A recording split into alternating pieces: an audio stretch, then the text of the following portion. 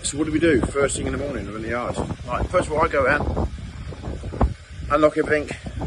I don't fall down the stairs.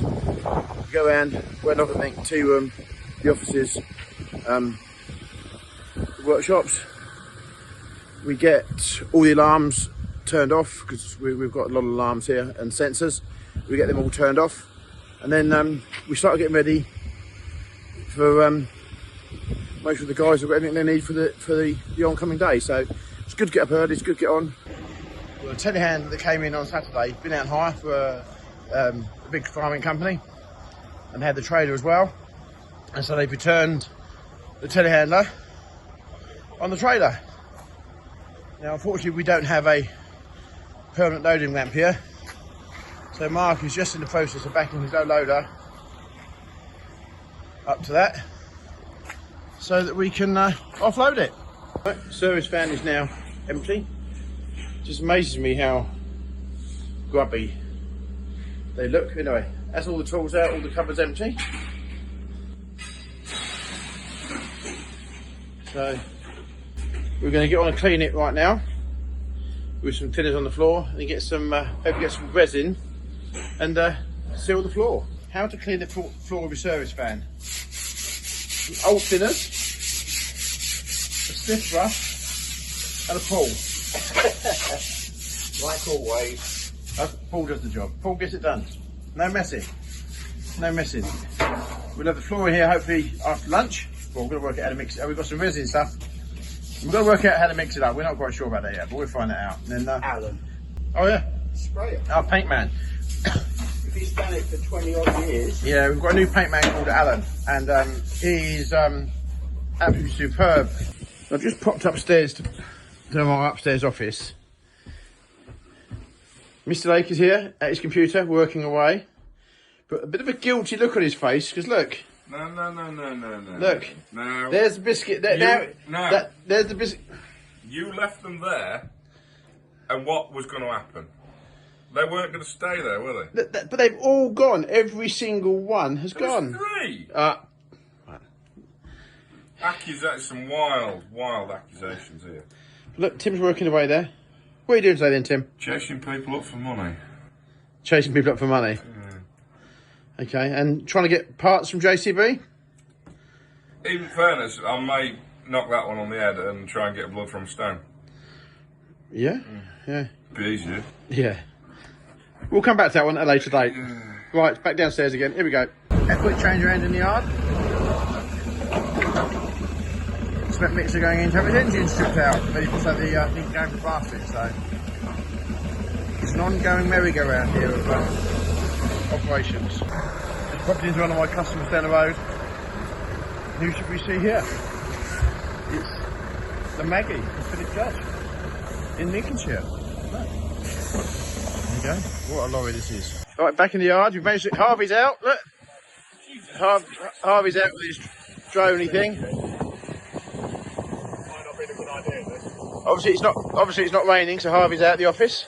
I remember the last time this was a good idea. Tim's out of the office. That there is the gins that it is. No comment. No. Oh boy. The drones. Anyway, Tim's off with a Bowser. And going to a local farmer. So Tim's going to very quickly nip off and deliver that. Into Louth, and then back. We've got a huge amount to do. Busy day. We need a bigger yard. We need a bigger yard for it on to accommodate all this stuff. I'm feeling a day in the life. We might have to do it in about 8 different parts, though, Harvey. Because my day's so long, Harvey. So it's mine, it's 8.5 hours. 8.5 hours, yeah, okay. Yeah. Take a video of Paul on his very, what's the word? Initiative of a seat, wheel rims and a cushion. Looks good, Paul? The seat, I like the seat. Switches on mixers.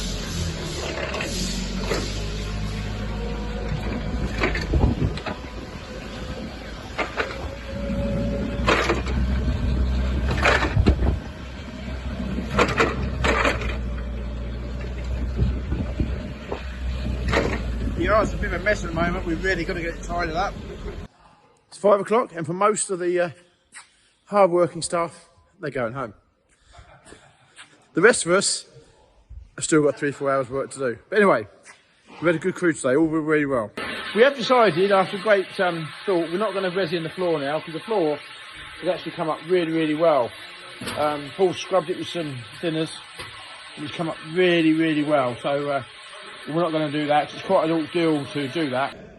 The rear step, well, the rear inside of that step there's been painted red, so it highlights a bit more of a trip hazard. So we're going to put some non-slip stuff on there tomorrow.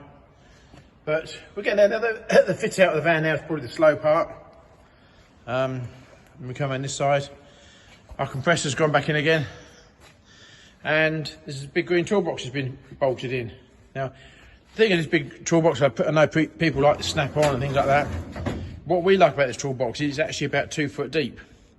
So you actually get spanners in this toolbox, whereas a lot of the toolboxes we find nowadays are too shallow, shallow as in front to back. So we bought this one.